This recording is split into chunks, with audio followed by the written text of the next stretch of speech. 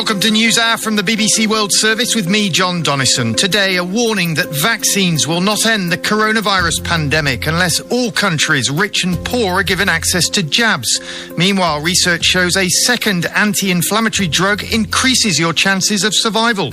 First of all, dexamethasone, and it's estimated that that drug's already saved about 12,000 lives in the UK. But now we've got this second drug, which together might reduce the risk of death in patients in hospital by between a third and a half. Also, we'll be on the ground in Myanmar as protests against the military coup continue. The movement is picking up. More people have been encouraged to come out, have their voices be heard, and also those who are not involved in the civil disobedience movement have been urged to, participate. Italy has a new Prime Minister, Super Mario, and we look ahead to the verdict in this second impeachment trial of Donald Trump. First, though, the news. BBC News with Sue Montgomery. Opponents of the military coup in Myanmar are mobilising to stop the detention of high-profile campaigners, accusing the authorities of using nighttime raids to carry out arrests.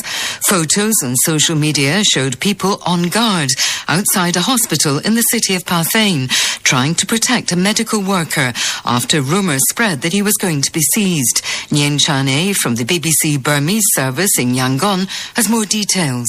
One very prominent doctor, professor, they try to take away, but people come out and prevent that event. But later on, in the next day, police also try to detain him. So far he is now hiding, and so they are targeting like the leading figures of any professional. So doctors or teachers or engineer, they try to take some leaders, and then that is why the military hope that they can control all the protests.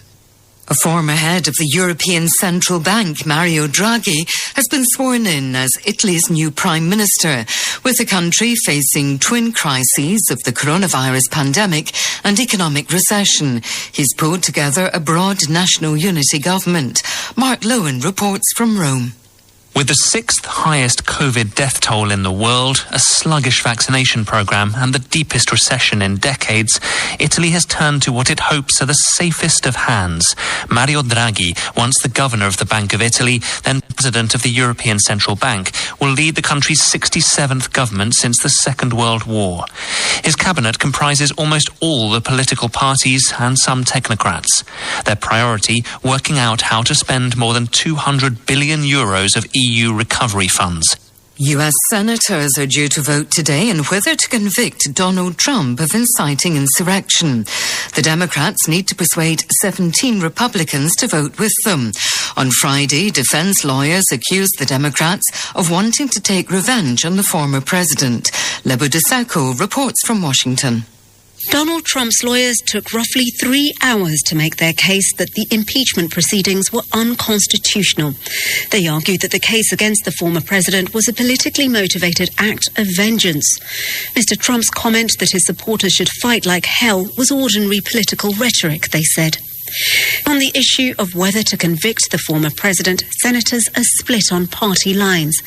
Only a handful of Republicans had indicated before the trial that their minds were not yet made up. A major fire has broken out near Afghanistan's border with Iran after a gas tanker exploded near a customs office in the province of Herat.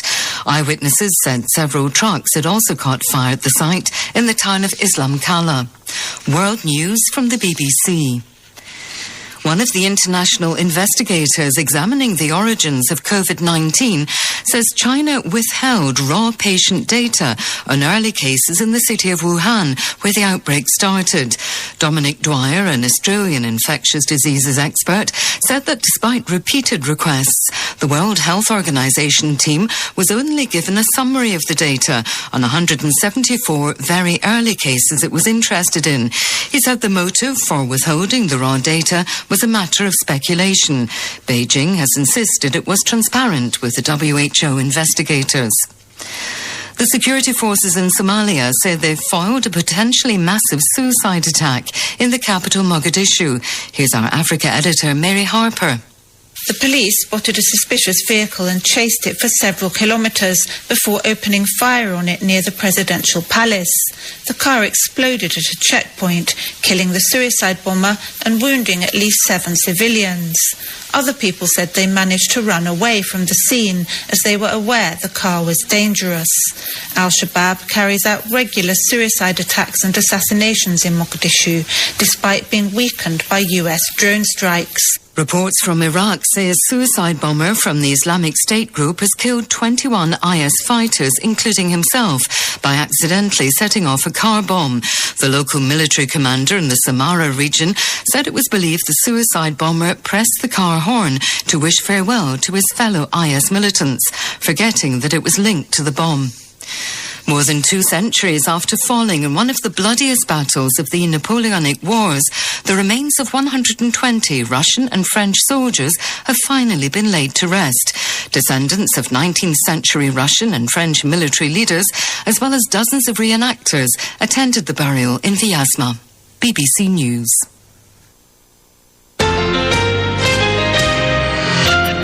Hello and welcome to News Hour from the BBC World Service, coming to you live from London with me, John Donnison. And we start the programme with the global pandemic. In some of the world's richer countries, vaccine rollouts against COVID-19 are now well underway. Here in Britain, for example, around a quarter of the population has received a first dose. But today, leading infectious disease experts writing in the medical journal The Lancet are warning that vaccines will not end the pandemic unless all countries, rich and poor, receive jabs in a fast and fair manner. Well, Dr. Olivier Wouters from the London School of Economics and Political Science is the lead author of the Lancet piece. I mean, beyond the obvious of the fact that it would save hundreds of thousands of lives, why is it so important that the whole world is given access to vaccines? Yeah, well, I think as we're seeing these new mutations, these new variants of the virus emerging, it potentially threatens, the existing vaccines might be less effective against these new variants.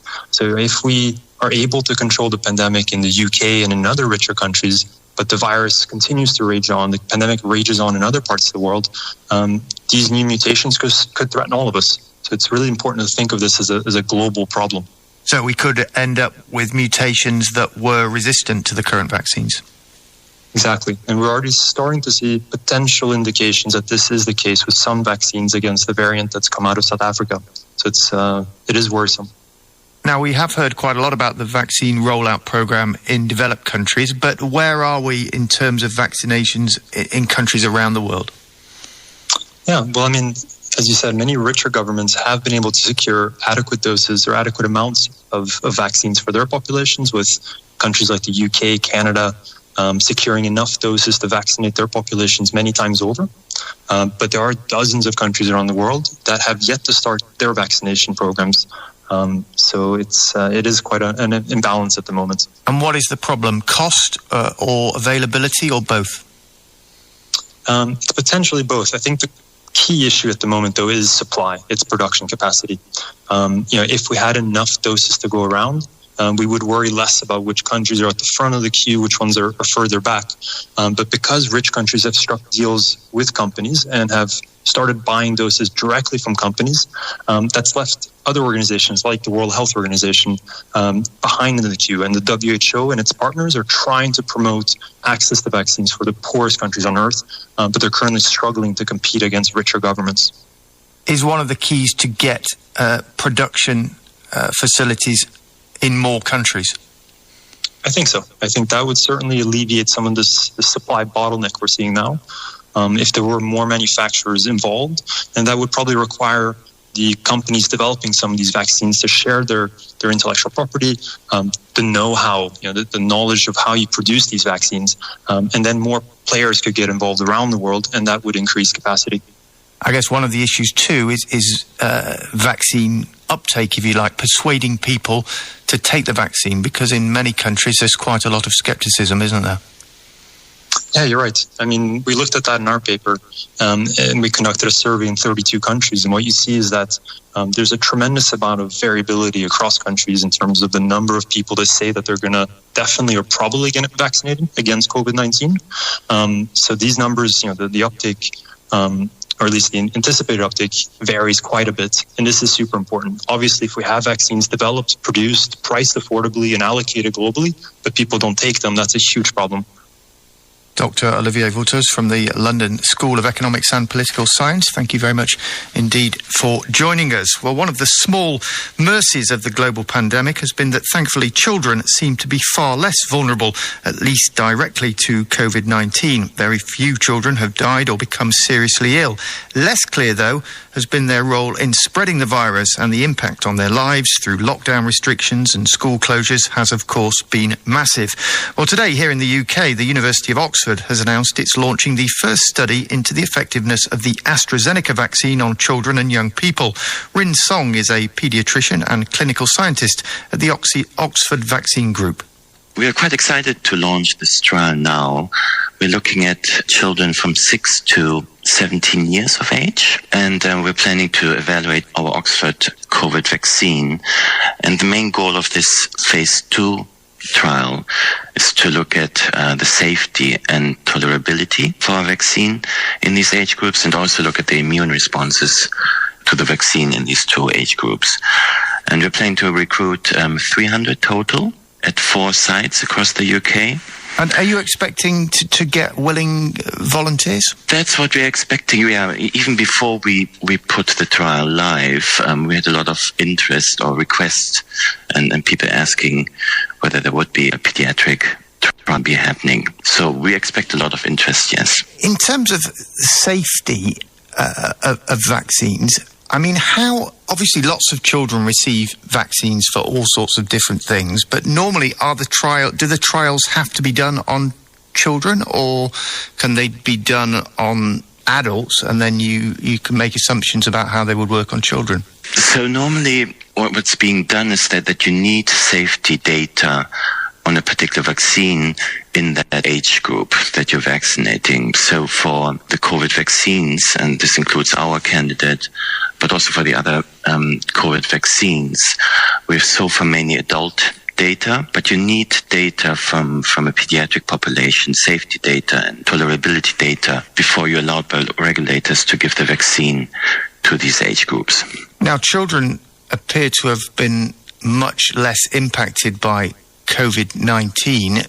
Do you anticipate that the vaccine might respond differently? At this point so far, we've tested our candidate widely in an adult population, and it's been now given to millions of people, adults in the world, and the safety profile has been really favorable. So we don't anticipate any major concerns about safety in children, but we do need data on that, and that's why we're conducting this trial now.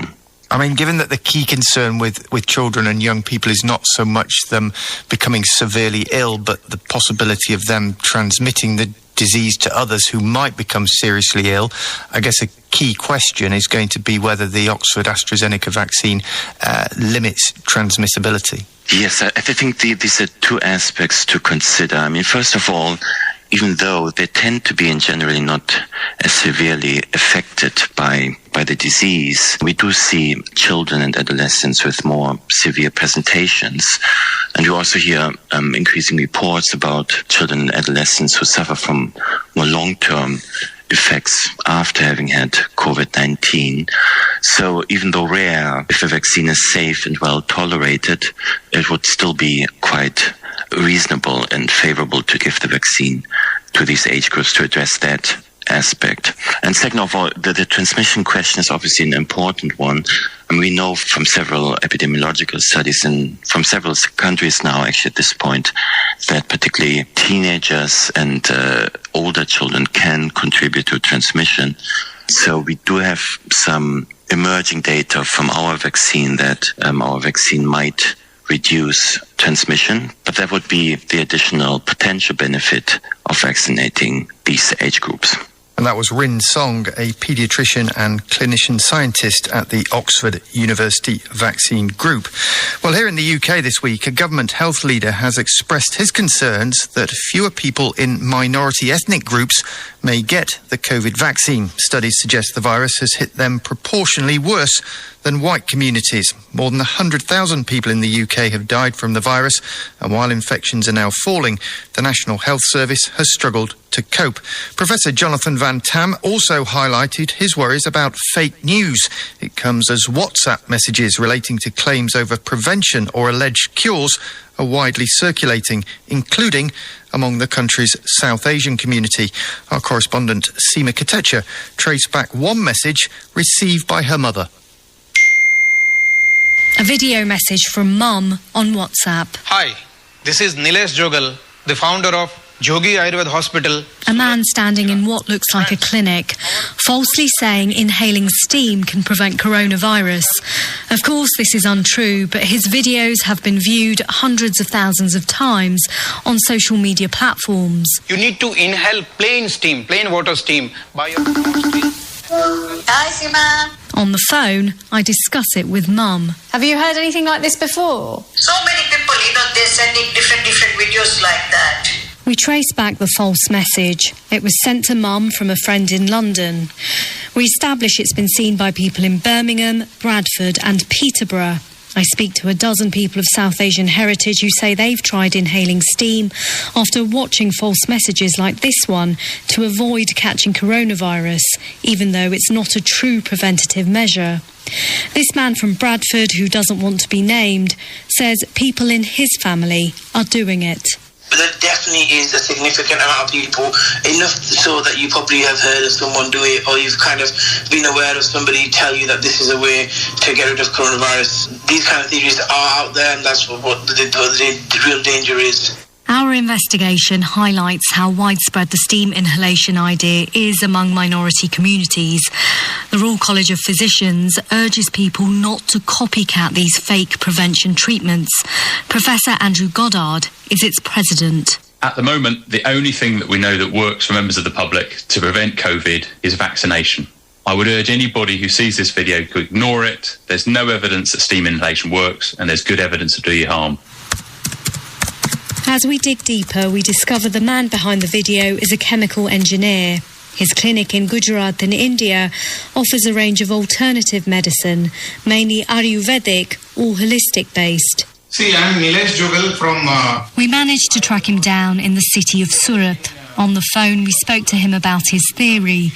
He began by saying his entire team had been inhaling steam since the start of the pandemic. So far, we have a team of only 20 to 25 people, including doctors and ourselves. None of our person, including us or even doctors, have infected with coronavirus so far. We have doctors in this country who are saying that you are putting people's lives at risk by telling them to do something to protect themselves from coronavirus, when actually it doesn't do that. No doctor is wrong, actually. They have their own experience, and we are sharing our experience, and we see that this experience has the potential to safeguard a large segment of people across the world. However well-meaning he thinks he's being, doctors here say he's causing more harm than good. These sort of individuals should be arrested for spreading false news. This will cost lives. Why would the NHS be spending millions and millions of pounds on treatment? Why would people be in intensive care if it was that simple?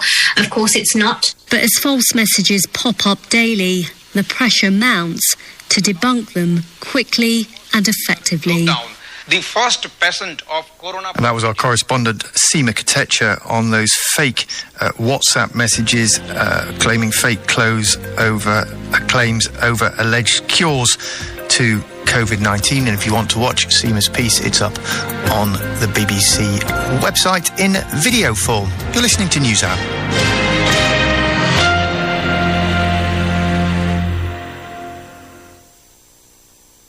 Coming up on NewsHour, Super Mario has been sworn in as Prime Minister of Italy. He's 73 years old, and he is Italy's star economic technocrat. He made a now infamous speech in 2012 in which he said that the European Central Bank would do whatever it takes to preserve the euro. Look at our main headlines. Opponents of the military coup in Myanmar are mobilising to try to prevent the arrest of prominent activists as mass protests continue. The US Senate is due to deliver its verdict today in the trial of Donald Trump. And police in Somalia say they foiled a major suicide bomb plot in Mogadishu. You're listening to News Hour.